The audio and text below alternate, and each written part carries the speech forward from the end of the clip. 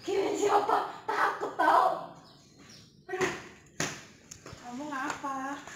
gak, aku tuh takut soalnya suasana kampus tuh kayak sepi banget, sumpah. Serem. Iya sih, sepi. Kayak ada konflik gitu kan? Kayak konflik gitu. Jadi kayak inget suasana zaman dulu gak sih? Kayak zaman perang yang ada teror-teror gitu. Iya. Oh iya, ngomong-ngomong tentang konflik, tahu nggak sih? Konflik itu sebenarnya hal dasar yang memang akan terjadi untuk seluruh dunia, untuk seluruh negara-negara yang ada. Karena walaupun negara itu termasuk ke dalam negara merdeka, tapi dia juga bisa konflik loh. Karena konflik itu bisa timbul dari internal maupun eksternal. Kamu pernah mikir nggak sih kenapa konflik itu jadi hal yang sangat penting? Nggak tahu. Karena beberapa aktor dalam konflik itu bisa jadi penting. Contohnya itu kelompok pemberontak. Jadi kelompok pemberontak itu adalah sekelompok orang yang merasa tidak puas dengan tindakan pemerintah atau kebijakan pemerintah sehingga dia memutuskan untuk melakukan pemberontakan atau perlawanan. Tapi pemberontakannya ini biasanya berbentuk ancaman-ancaman yang mengganggu ketidakstabilan politik di suatu negara tersebut. Kamu tahu Kolombia nggak? Aku tahu Kolombia. Jadi Kolombia itu salah satu negara yang ada di Amerika Selatan. Jadi dia ini termasuk negara maju loh. Dia punya hutan yang luas, berpenghasilan minyak terbesar ke-8 di dunia. Tapi dia juga pernah ada loh pemberontak di sana. Iya, walaupun negara maju ya? Iya dong. Mungkin karena kebijakannya. Tahu nggak, No? Aku juga pernah dengar ada suatu kayak pemberontakan gitu loh di Kolombia. Namanya itu kalau nggak salah FARC. Itu tuh kepanjangannya dari First Arm of Revolutionary of Colombia kalau nggak salah. Kayak gitulah intinya. Itu tuh revolusioner tentang Kolombia gitu loh, Nov. Jadi mereka itu adalah pasukan pemberontak yang pengen gulingin pemerintah di Kolombia yang demokratis. Jadi mereka itu menganut paham Marxis-Lenis.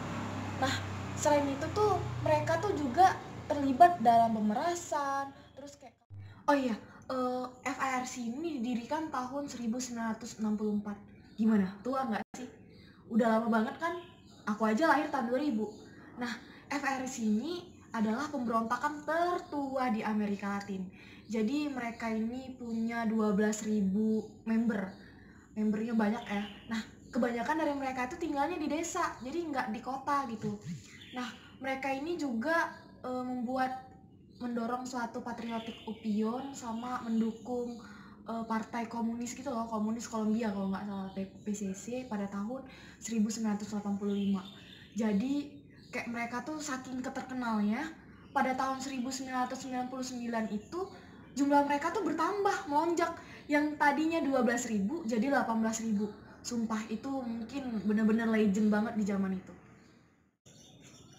Antara FARC dan pemerintah Kolombia pun pada tahun 2016 telah melakukan beberapa kesepakatan yang dipimpin oleh Senat dari Kolombia dan juga pemimpin dari FARC itu sendiri.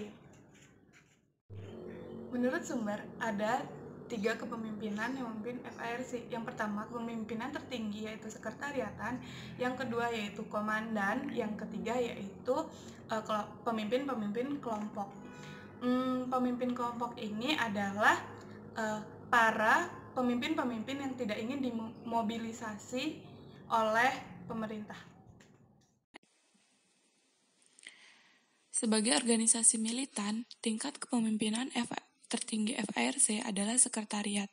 Kelompok beranggota 7 orang yang mengawasi semua kegiatan FARC dan menunjuk komandan blok. Ada 7 blok dengan masing-masing berisi 5 front atau lebih dengan sekitar 200 pemberontak di masing-masing bloknya.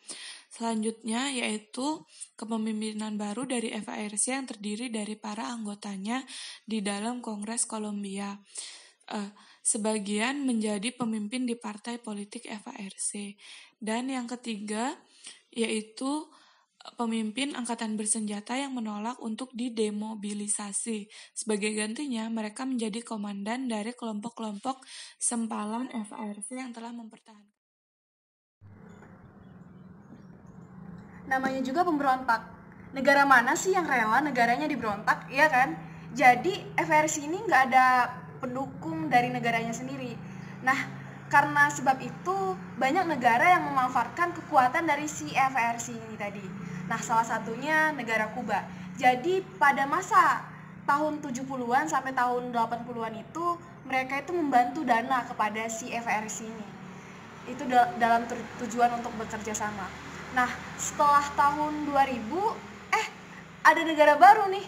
Nah, itu adalah negara Venezuela. Jadi mereka, mantan presidennya itu membantu pasokan dana, minyak, dan senjata kepada si tim pemberontak FARC ini tadi. Nah, tercatat dalam sebuah sumber, Presiden Hugo Chavez dari Venezuela itu membantu sekitar 300 juta dolar. Banyak kan? Ya, begitulah. Untuk bekerja sama. Mungkin ada hal lain di balik itu, ya kan? Ini ada bukti-bukti mengenai serangan dari FARC loh. 27 Mei 1964 itu adalah bukti serangan pertama oleh FARC, tapi tidak diketahui sih berapa korbannya, cuma diyakini sebagai cikal bakal serangan-serangan FARC. Selanjutnya 3 Agustus 1968 itu lebih dari 1.500 pasukan FARC memasuki kota Miraflores. Ini ada yang mati nggak? Ini jumlah tewasnya yaitu 19 yang tewas. Wah, lumayan ya ada 19. Selanjutnya 1 November 1998 itu FARC mengepung markas polisi Mitu.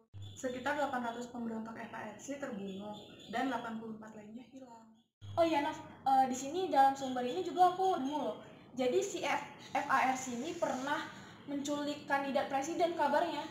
Baru-baru tahun 2002. Wow. Nah, ini di Februari tahun 2009 juga ada nih. Dia ngelakuin 2 kali pembantaian, gila, parah bener. Jadi ya pembantaian pertama itu pada 4 Februari, terus pembantaian kedua itu pada 11 Februari, menurut sumber yang aku cari. Nah yang terakhir ini ada lagi, si FARC ini membom pipa minyak di Narino. Gila. Nah, di sini akibatnya ada 150.000 orang kehilangan pasokan air. Jadi orang-orang ini nggak bisa mengakses air karena dibom pipa minyaknya. Gila, parah. Tapi bersyukur banget nggak ada yang tewas dan nggak ada yang terluka. Tuh heran kan, kenapa mereka ngebom pipa minyak? Apa ya? Kenapa ya? Jadi kesimpulannya FARC ini tuh sekelompok yang merasa tidak puas dengan keadilan yang didapat oleh kelompoknya dari pemerintah Kolombia, sehingga mereka tetap terus melakukan pemberontakan dengan merekrut beberapa orang, bahkan ratusan orang untuk dijadikan anggota mereka. Nah, katanya anggotanya itu semakin banyak setiap tahun. Iya dong. Iya. Karena memang banyak yang tertarik dengan Ngikutin tim pemberontak itu ya. Iya. Dan kabarnya mereka tuh kayak ngelakuin kejahatan tuh banyak banget, bukan sekedar neror aja, tapi meras, kayak narkoba gitu. Semua kejahatan banyak dia lakukan. Itulah ya kenapa disebut dengan dia menimbulkan ketidakstabilan politik. Ih, serem ya. Serem deh. Noh,